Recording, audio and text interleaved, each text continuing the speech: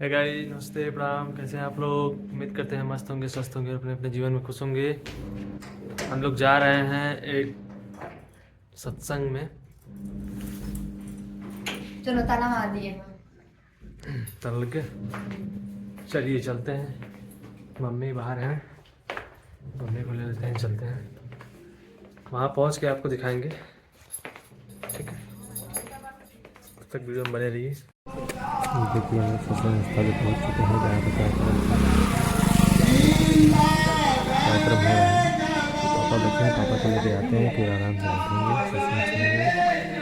सत्संग सुनेंगे, बहुत आनंद आता है। एक बार आप जरूर सुने, इसको बहुत ही अच्छा लगता है। ये लोग आए पूछने लगे, भाई पलटू दास ने? उन लोगों ने कहा हाँ है। कहाँ कुटिया में है? तो ये लोग बैठे वहां पर। तो थोड़ी देर के बाद में अंदर से पलटू दास निकले, ऐसे सर को खोल करके। तब जब इन लोगों ने देखा तो ऐसे सर नीचा कर लिया कि हाँ, इन्हीं को हम लोगों ने मारा है। तो लज्जा आ गई, शर्म आ गया, तो ऐसे सर नीचा कर लिए। कहा बच्चा क्या बात है, मिलने आए तो क्यों सर नीचा कर लिए? तो इन लोग ऐसे सर नीचे किए बैठे, उनकी तरफ नहीं देखे। अरे कहा बच्चा मेरी तरफ देखो, क्यों नीचे करके बैठे हो, क्या बात है? हाथ जोड़ करके रोने लगे। कहा महाराज, हम लोगों ने बहुत बड़ी गलती की है। हम लोग पहचान नहीं पाए कि आप ही पलटू दास हो। आपके सिर में हम लोगों ने 5-5 जूतियां मारा है, बहुत जोर जोर से मारा है। कितना गुनाह हो? कहा नहीं बच्चा, कोई गुनाह नहीं किया तुम लोगों ने। अरे कहा महाराज, ये आप क्या बोल रहे हो? कहा बच्चा, तुम लोगों ने कोई गुनाह नहीं किया है, हमारी तरफ देखो, हमसे बात करो, तुम लोगों ने कोई गुनाह नहीं किया। कहा महाराज, हम लोगों ने इतना जोर जोर से मारा, आपको चोट लगी और आप कहते हो गुनाह नहीं किया। कहा बच्चा, कोई गुनाह नहीं किया, मैं समझा रहा हूँ, समझ लो, तुम लोगों ने कोई गुनाह नहीं किया। देखो ये कितने दयालु, संसार के लोगों का मार झापड़ सहते रहते हैं और फिर भी भलाई करते रहते हैं। बाबा जय गुरुदेव जी महाराज सब कुछ सबका बर्दाश्त करते रहे, सुनते रहे, चलते रहे, लेकिन सभी जीवों के हित में और देश समाज के जीव के हित में, सबके हित में लगे हुए हैं। अब भी लगे हुए हैं कि देश समाज नहीं, पूरे विश्व का कायाकल्प हो जाए, उसके पीछे लगे हुए हैं, पूरे विश्व को बचाने के लिए। विश्व मसीहा बाबा जय गुरुदेव जी महाराज लिखा गया है। विश्व मसीहा परम संत बाबा जय गुरुदेव जी महाराज विश्व के मसीहा है, केवल भारत के नहीं, सबके। अब ये पलटू दास ने कहा बच्चा सुनो, लोग बाजार में जाते हैं, 1 पैसा 2 पैसा का, आधा पैसा का हंडी लेते हैं, तो उसको टुनटुनाते हैं, कहीं भनक वनक तो नहीं है, भनक रहती है तो बदल देते हैं, दूसरा ले लेते हैं। तो तुम लोग तो पूरे जीवन का सौदा करने आए हो, तो ठोक बजा लिया, इसमें भनक वनक कुछ है? वही भनक। अरे रोने लगे। कहा महाराज, आप किस तरीके से बात करते हो? कहा हांडी लोग ठुनठुना लेते हैं, भनक होता वापस, इसमें भनक नहीं है, कोई भनक नहीं निकला। कहा नहीं महाराज। कहा तो मेरी तरफ देखो, ये जीवन का सौदा है, तो ठोक बजा लिया, कोई खराब नहीं किया। अब इन लोगों ने नामदान ले लिया। नामदान लेने के बाद भजन करने लगे। उसमें एक कम उम्र का आदमी था, जिसकी उम्र लगभग 30-35 साल की नहीं होगी। उसके पास 3-4 बच्चे थे, उसकी धर्म पत्नी थी, अपना था वो भी जाता था। लेकिन जब कबीर साहब के पास पहुंचा, वही 5 जूतियां की मार उसके दिल में घर कर गई कि मैंने गुरु के साथ बड़ा अनर्थ किया है। और आज हम लोग अपने गुरु के साथ कितना बड़ा अपराध लाद करके उनके शरीर पर फेंके, कोई चिंता हम लोगों को नहीं है। कितना गंदा गंदा कर्म हम लोग उनके ऊपर फेंके हैं, लेकिन हम लोगों को कोई चिंता है? कोई चिंता नहीं है। तो उनको चिंता बन गई। वो बराबर जो है सत्संग में आता जाता रहा। ये 4-5 लोगों में ये कोई आने जाना, बाकी लोग ढीले पड़ गए। आज भी देखो कितने लोग ढीले पड़ते चले जा रहे हैं और कितने लोग ढीले पड़ जाएंगे, समय आ रहा है। तो ये जो है वो बराबर आने जाने लगा। तो उसका एक बच्चा था 5 साल का, वो भी साथ में चलने लगा। कहा दादाजी हम भी साथ में चलेंगे। वो भी अपने बाप के साथ में आने लगा। तो जो है पलटू दास से उसका भी प्रेम हो गया। पलटू दास उस बच्चे से खुश रहने लगे। कहा ये बच्चा भी बचपन में आ रहा है, इसको संस्कार अच्छा मिल जाएगा। तो वहां आने जाने लगा। लेकिन अंतर्यामी महात्मा ये सब जानते हैं, लीला जानबूझ के ठानी। बाबा जी ने भी लीला जानबूझ के ठानी है, लीला जानबूझ के है। तो कबीर पलटू दास ने सोचा, क्योंकि अपना परामर्श देना होता, अपना परिचय देना होता है। महात्माओं को ऐसे लोग नहीं पहचानते, जब कोई अपना जो है परिचय दे देंगे। परिचय दे देंगे कि दुनिया चकाचौंध हो जाती है। बाबा जी ने भी कहा बच्चा मैं ऐसा चमत्कार करूंगा जिसको हिंदुस्तान ही नहीं सारा विश्व नमस्कार करेगा। बाबा जी ने इस बात को कहा भी कहा चमत्कार किए वो, अभी तो अंधकार में चमत्कार को रखे हैं, जब आगे लाएंगे तो सबके समझ में आएगा।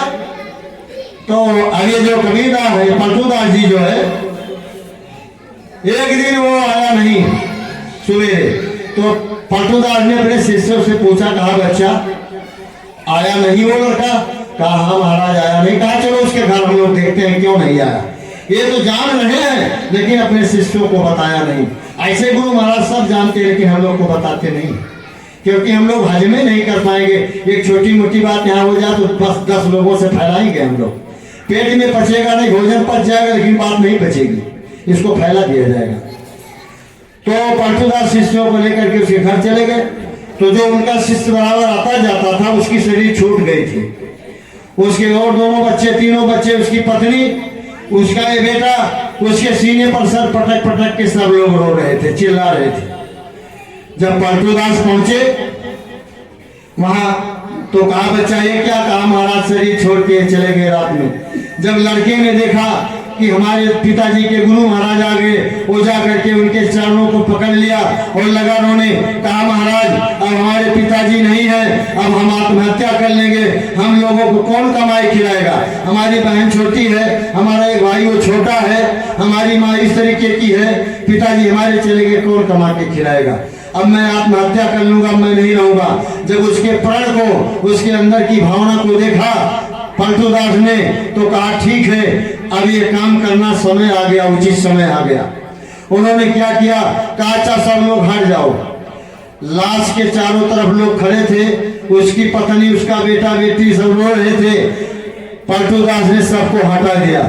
हटाने के बाद गए चादर के नीचे हाथ डाला और हाथ को सीने के ऊपर और सीने से लेकर पेट तक चलाने लगे, ऐसे ऐसे चलाने लगे। चलाते चलाते एक बार हाथ को ले जा करके यहाँ नाभि पर रोक दिया, यहाँ पर, और रोकने के बाद कहा बच्चा आप लोग रोना बंद करो, चुप हो जाओ। कहा महाराज क्यों? अरे कहा ये जीवित है, इनका श्वासा चल रहा है, ये बेहोश हुई है। लोग चकित हो गए। कहा अरे ये रात ही में काम हुआ है और ये लाश पड़ी हुई है, जहाँ हाथ तहाँ पड़ा, जहाँ पैर तहाँ पड़ा, शरीर ठंडा हो गया और ये कह रहे हैं कि श्वास चल रहा है, ये कैसे हो गया? अरे कहा बच्चा चिंता मत करो, थोड़ा पानी लो। पानी का बहाना, पानी लाए और मुंह को थोड़ा धोया, झाड़ू पोंछा, इसके बाद में हाथ को चलाया, अब फुहारा मार दिया तो उसकी आँख की टकटकी धीरे धीरे चलने लगी, आँख हिलने लगी। आँख हिलते हिलते इसके बाद धीरे धीरे उठ के बैठ गया। जब उठकर बैठ गया तो लोगों में काना फुसकी शुरू हो गया। इसका मतलब इन्होंने इसको जिंदा किया है, ये मर गया था, इन्होंने जिंदा किया है। लोग आपस में सलाह मशवरा करने लगे। तो लोग कहे महाराज आपने जिंदा? कहा नहीं, मैं जिंदा उंदा नहीं करता हूँ, ये जिंदा था, ये बेहोश था, लेकिन मैंने वही पानी से इसको ऐसी मारा, इसके मुंह को धोया है, ये उठ के बैठ गया, ये बेहोश था। आप लोग जिंदा की फिक्र में मत रहो। तो लोगों के अंदर बढ़ गया कि नहीं ये जिंदा किए हैं, क्योंकि सच्चाई छिप नहीं सकती बनावटी उसूलों से और खुशबू आ नहीं सकता कागज के फूलों से, ये लिखा गया है। लेकिन सच्चाई छुपा लोगे जब आपस में मेल हो, और कागज के फूल में खुशबू आएगा जब उसमें सुगंधित तेल हो। लेकिन जिस दिन तेल खत्म हो जाएगा उस दिन वो फेल हो जाएगा। ये जो आश्रम का लीला एक दिन ये फेल हो जाएगा, चलेगा नहीं। तो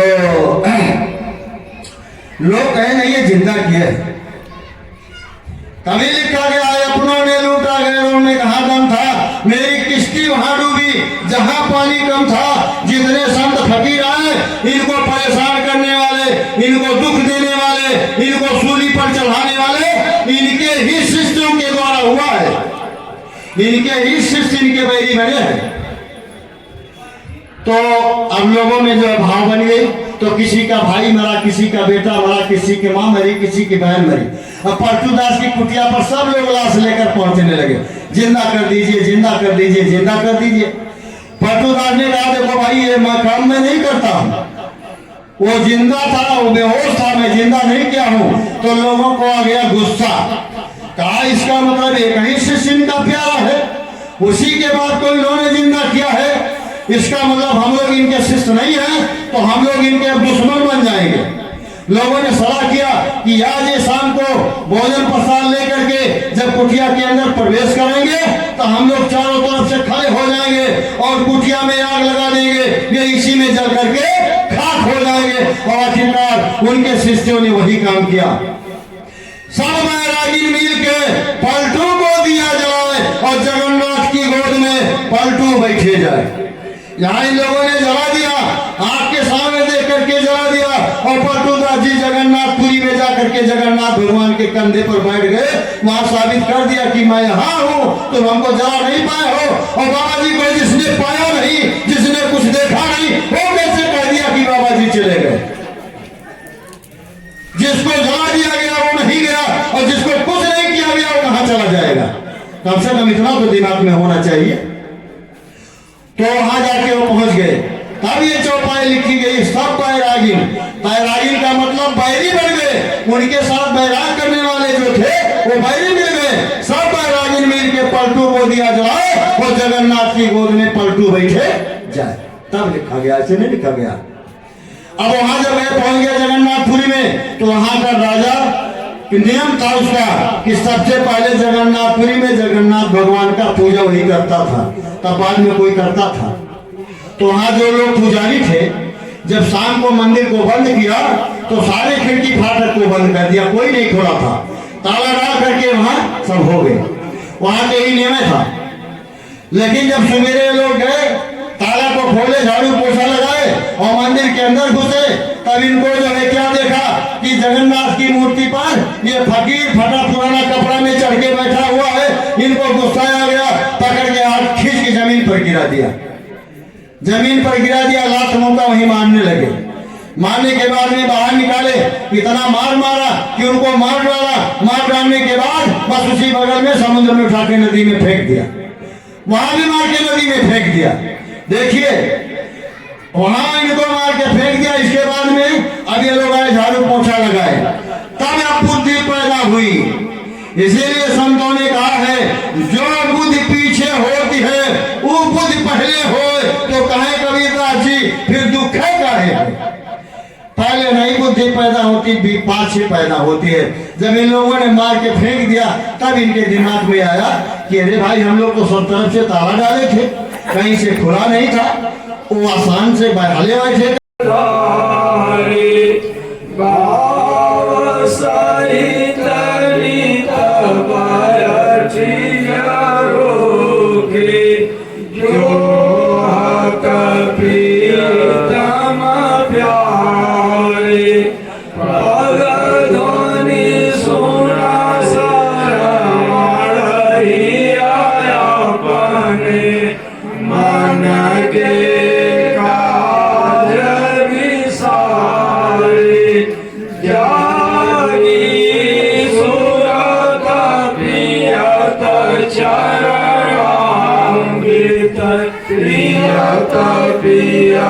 तो हम सभी सत्संगी भाइयों को, माताओं बहनों से निवेदन करेंगे कि हम जानकारी आपको दे दे रहे हैं।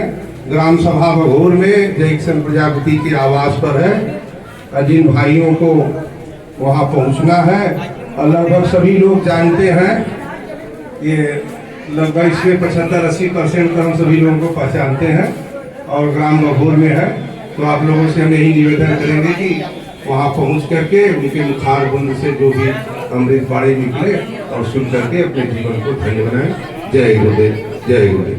देखिए सत्संग खत्म हो चुका है, जो है खाना खिलाने की बारी है। खाने से लोग बैठे हैं, खाने के लिए हम बैठ गए हैं। ये देखिए चाची, लाडो, मम्मी, बाबू सब लोग बैठे हैं खाने के लिए। देखिए सब लोग से खाने के लिए खा के पापा खाने के लिए चलिए अब खा लेते हैं। खाने के बाद तब आपको दिखाते हैं।